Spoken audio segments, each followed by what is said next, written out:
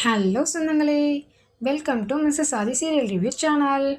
Last எபிசோடில் விஜய், காவேரி, அம்மு 3 பேரும் காரில் கோயிலுக்கு போகிற சீன் வரைக்கும் நம்ம பார்த்தோம். இன்றைக்கான எபிசோடை பார்க்குறதுக்கு முன்னாடி வீடியோ பார்க்குற சொந்தங்கள் எல்லாரும் நம்ம சேனலையும் கொஞ்சம் சப்ஸ்கிரைப் பண்ணிக்கோங்க ப்ளீஸ். சரி வாங்க வீடியோக்குள்ளே போகலாம். விஜயும் காவேரியை கூட்டிகிட்டு கோயிலில் வந்து ட்ராப் பண்ணிடுறான். காவேரியும் இறங்கிட்டு தேங்க்ஸ் அப்படின்னு சொல்லிட்டு போகல, மிஸ் ஒரு நிமிஷம் இல்லைங்க, கோயிலுக்கு நான் கூட்டிகிட்டு வந்துட்டேன், இப்போ திரும்ப எப்படி நீங்கள் போவீங்க, நான் வேணா உங்களுக்காக கொஞ்சம் வெயிட் பண்ணவா அப்படிங்கிறான். உடனே காவேரியும் சார் ஒரு நிமிஷம், நான் ஒன்றும் உங்கள் பாப்பா மாதிரி சின்ன பொண்ணு இல்லை சார், நான் எங்கேயும் தொலைஞ்சிலாம் போக மாட்டேன், நான் பத்திரமா வீட்டுக்கு போயிடுவேன், நீங்கள் போங்க சார், கூட்டிகிட்டு வந்ததுக்கு ரொம்ப தேங்க்ஸ் அப்படின்னு சொல்லிடுறா. உடனே விஜயும் கார் எடுத்துகிட்டு கிளம்பிடுறான். அடுத்து காவேரியும் என்ன இந்த சாரு நம்ம மேலே ரொம்ப தான் அக்கறையாக இருக்காரு அப்படின்னு யோசிச்சுக்கிட்டே போகிறான். அடுத்த சீனில் சாரதாம்மா கங்கா கிட்டேயும் யமுனா கிட்டேயும் வீடியோ காலில் பேசிகிட்டு இருக்காங்க. நான் விஜயை பார்த்தது, விஜய் வீட்டுக்கு வந்ததுன்னு எல்லா விஷயத்தையும் சொல்லி சந்தோஷப்பட்டுட்டு இருக்காங்க. உடனே யமுனாவும் கங்காவும் அப்போ மாமா நல்லா இருக்கார்லாமா, அவருக்கு ஒன்றும் இல்லைல்ல, அப்போ ஏன் அவங்க வீட்டில் இருக்கவங்கலாம் மாமாவை காப்பாற்றவே முடியாதுன்னு சொல்லி குழந்தையும் நம்மக்கிட்ட இருந்து பிரிச்சுட்டாங்க, ஏமா இப்படிலாம் இருக்காங்க அப்படின்னு சொல்லி புலம்பிகிட்டு இருக்கா. உடனே கங்காவும் அப்போது நாங்கள் எல்லோரும் உடனே கிளம்பி அங்கே வந்துடட்டாமா அப்படின்னு சொல்லி கேட்குறா. அதுக்கு சாரதாவும் இல்லை வேணாண்டி, ஏற்கனவே காவேரிக்கு நான் நம்ம மாப்பிள்ளையை வீட்டுக்கு கூட்டிகிட்டு வந்தது, அவர் குழந்தைகிட்ட பாசமாக நடந்துக்கிட்டது, இதெல்லாம் பார்க்கல அவளுக்கே ஏதோ டவுட் வர்ற மாதிரி இருக்குடி, இதில் வேற நீங்கள்லாம் இங்கே வந்தீங்கன்னா அவ்வளோதான், இப்போ வேற நானே அவளை கட்டாயப்படுத்தி அந்த தம்பி கூட காரில் கோயிலுக்கு போன்னு சொல்லி அனுப்பி வச்சுருக்கேன், அதுக்கே அவள் வந்து என்ன சொல்ல போகிறான்னு எனக்கு தெரியலை, அதனால் நீங்களாம் இப்போ இங்கே வர வேண்டாம், நான் சொல்லும்போது நீங்கள் வந்தால் போதும் அப்படின்னு சொல்லிடுறா. உடனே கங்காவும் யமுனாவும் சரின்னு சொல்லிட்டு ஆமாம் குழந்தை யார் மாதிரிமா இருக்குது, அக்கா மாதிரி இருக்கா மாமா மாதிரி இருக்கா அப்படின்னு சொல்லி கேட்குறா. உடனே குழந்தை அப்படியே நம்ம காவேரி மாதிரியே இருக்குடி, அப்படியே நம்ம காவேரி சின்ன வயசில் எப்படி இருந்தாலும் அப்படியே இருக்குது, குட்டி காவேரின்னே சொல்லலாம், அது மட்டும் இல்லடி அந்த குழந்தை பேர் கூட காவேரி தான் பாத்தியா அப்படின்னு சொல்லி சந்தோஷப்பட்டுட்டு இருக்கா. இப்போ பாரு ஒரு காவேரியே இன்னும் அந்த ஆட்டி வைப்பா, இப்போ 2 காவேரி வேற அப்படின்னு சொல்லிக்கிட்டு இருக்கா. உடனே கங்காவும் சரிம்மா குழந்தை வந்து உங்ககிட்ட நல்லா ஒட்டிக்கிட்டாளா அப்படின்னு சொல்லி கேட்குறா. உடனே அதுக்கு சாரதாவும் ஆமாண்டி, குழந்தைக்கு என்னை ஃபஸ்ட் டைம் பார்க்குற மாதிரியே இல்லை, நல்லா பாட்டின்னு என்கிட்ட அவ்வளோ தூரத்துக்கு பாசமாக நடந்துக்கிட்டா, எனக்கு தான் அவள் கிளம்பையில் அவளை விட்டு பிரியறதுக்கு மனசே வரல அப்படிங்கிறா. உடனே கங்காவும் சரிம்மா நீ கவலைப்படாத, எல்லாம் சரியாகும், சீக்கிரமே காவேரிக்கு எல்லா ஞாபகமும் திரும்ப வந்து விஜயோட சேர்ந்து வாழ தான் போகிறா, அப்போ பார்த்துக்கலாம் அப்படின்னு சொல்லி சொல்கிறா. உடனே உன் வார்த்தை சீக்கிரம் பழிக்கட்டும்டி அப்படின்னு சொல்லிட்டு சரி நான் இதை சொல்கிறதுக்கு தான் ஃபோன் பண்ணேன், நான் அப்புறமா பேசுகிறேன் அப்படின்னு சொல்லிட்டு வச்சிடுறா. அடுத்த சீனில் காவேரி கோயிலுக்கு போயிட்டு அப்படி கோவமாக வீட்டுக்கு வரா. உடனே சாரதாவும் என்னடி கோயிலுக்கு போயிட்டு சீக்கிரமாக வந்துட்ட, இன்னைக்கு விசேஷ நாளில் கோயிலில் கூட்டமாக இருக்குமே, நீ எப்படி சீக்கிரமாக வந்த அப்படிங்கிறா. உடனே அதுக்கு காவேரியும் அது என்னை ஒருத்தர் காரில் கூட்டிகிட்டு போனார்ல, அவரே வெயிட் பண்ணி கூட்டிகிட்டு வந்து வீட்டில் விட்டார் அப்படிங்கா. ஓ அப்படியாடி அப்படின்னு சொல்லி கேட்கவும் என்னம்மா நீ இப்படி கேட்குற, விட்டா அந்த ஆளும் வெயிட் பண்ணி கூட்டிகிட்டு வருவார் போல், நீ அதுக்கு சப்போர்ட் பண்ணுவ போலியே, என்னம்மா என்ன நீ நினச்சிக்கிட்டு இருக்க, நீ பண்ணுறதுலாம் எதுவுமே சரியே இல்லைம்மா, அந்த ஆளை வீட்டுக்கு கூட்டிகிட்டு வர விருந்து வைக்கிற, ஏன் இப்படிலாம் நீ பண்ணிக்கிட்டு இருக்க அப்படிங்கிறா. அதுக்கு சாரதாம்மாவும் அந்த தம்பி அவர் குழந்தைக்காக தாண்டி இங்கே வந்திருக்கு, அந்த குழந்தைக்கு உன்னை ரொம்ப பிடிச்சிருக்கு, அதுக்காக தான் அவர் இங்கே வராரு, அந்த குழந்தை உங்ககிட்ட உன் கூட இருந்தால் எவ்வளோ தூரத்துக்கு சந்தோஷமாக இருக்குது, நமக்கும் அந்த குழந்தை இங்கே இருந்தால் எவ்வளோ தூரத்துக்கு சந்தோஷமாக இருக்குது, அதுக்கு தானடி அப்படிங்கா. அதுக்கு ஆனால் நீ பண்ணுறது இன்னும் ரொம்பவும் ஓவராகவே இருக்குமா, அந்த குழந்தைய நீ நேற்று தான் முறையாக பார்த்துருக்க, அதுக்குள்ளே அந்த குழந்தைகிட்ட ரொம்பவும் பாசத்தை பொழியிற, அதுக்கெலாம் என்ன காரணம் அதை சொல்லு அப்படிங்கிறா. சாரதாவும் அதுக்கு பாவண்டி அந்த குழந்தை சின்ன வயசுலேருந்து அம்மா இல்லாமல் வளருது, என்கிட்ட பாரு பாட்டின்னு எவ்வளோ தூரத்துக்கு வெள்ளந்தியாக பழகுது, அதனால் எனக்கும் அந்த குழந்தைய ரொம்ப பிடிச்சிருக்குடி, அதனால தான் நான் அது மேலே ரொம்ப பாசம் வச்சுருக்கேன் அப்படின்னு சொல்கிறான்.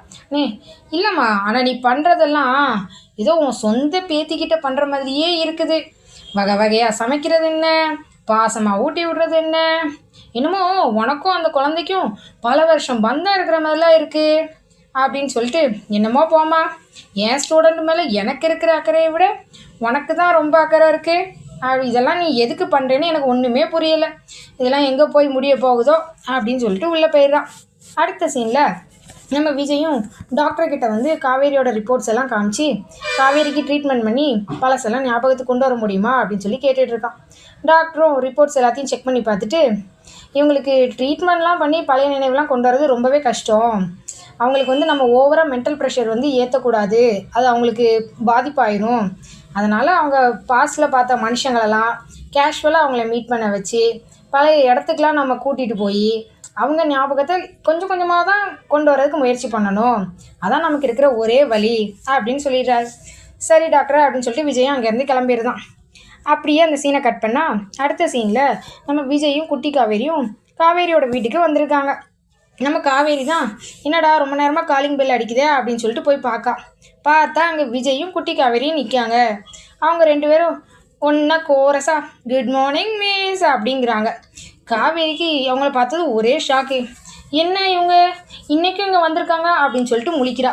உடனே அதுக்கு விஜய், இல்லைங்க மேடம், உங்கள் அம்மா தான் அடிக்கடி வீட்டுக்கு வந்துட்டு போங்கன்னு சொன்னாங்க, அதனால தான் நாங்கள் வந்தோம் அப்படிங்கிறான். அது காவேரி, என்ன நான் மனசில் நினச்சது உங்களுக்கு எப்படி தெரியும் அப்படிங்கவும், இது என்ன மிஸ் இருக்குது, திடீர்னு நாங்கள் 2 பேரும் உங்கள் வீட்டு வாசலில் வந்து நிற்குவோம், அப்போ நீங்கள் வேறு என்ன நினைப்பீங்க, அதான் நான் சொன்னேன் அப்படிங்கிறான். ஆனால் அப்போ குட்டி காவேரி சொல்கிறா, அப்பா நம்ம தான் இங்கே வாரோன்னு காலையிலேயே பாட்டிக்கிட்ட ஃபோன் பண்ணி சொன்னோம்ல, அப்போ அவங்க மிஸ்ஸுக்கிட்ட சொல்லலையா அப்படிங்கிறா. அதுக்கு விஜயும், உங்கள் மிஸ்ஸோட ரியாக்ஷனை பார்த்தா அவங்க சொல்லலைன்னு தான் தோணுதுடா அப்படின்னதும் உடனே காவேரி, அப்போ நீங்கள் வர்றது அம்மாவுக்கு தெரியுமா அப்படின்னு சொல்லி கேட்குறா.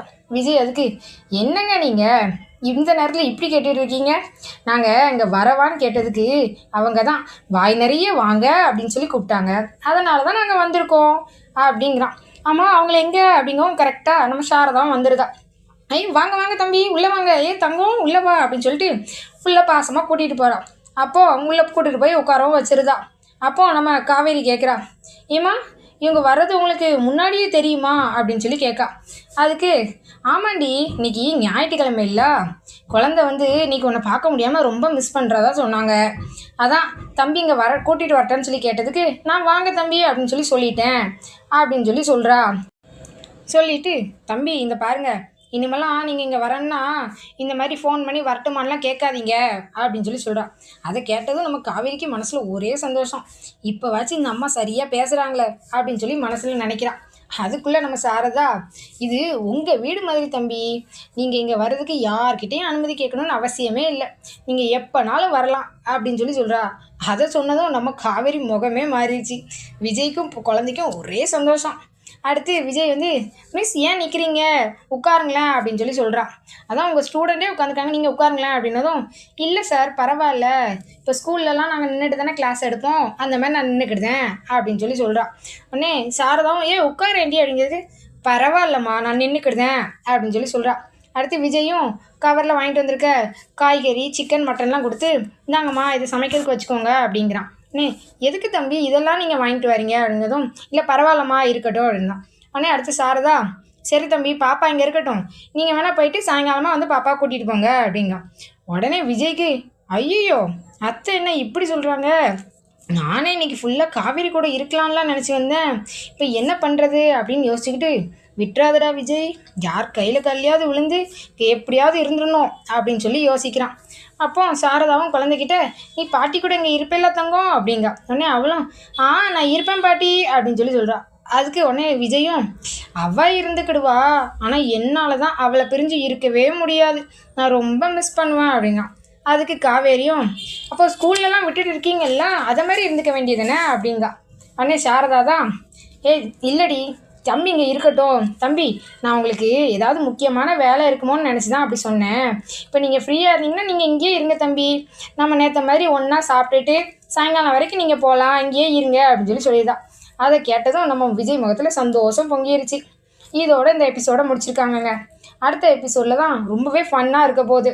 அதை பார்க்க நம்ம மிஸ்ஸஸ் ஆதி சீரியல் ரிவ்யூ சேனலை சப்ஸ்கிரைப் பண்ணிக்கோங்க. வீடியோ பிடிச்சிருந்தா ஒரு லைக்கும் தட்டி விடுங்க. மீண்டும் அடுத்த வீடியோவில் சந்திப்போம். அது வரைக்கும் பாய்.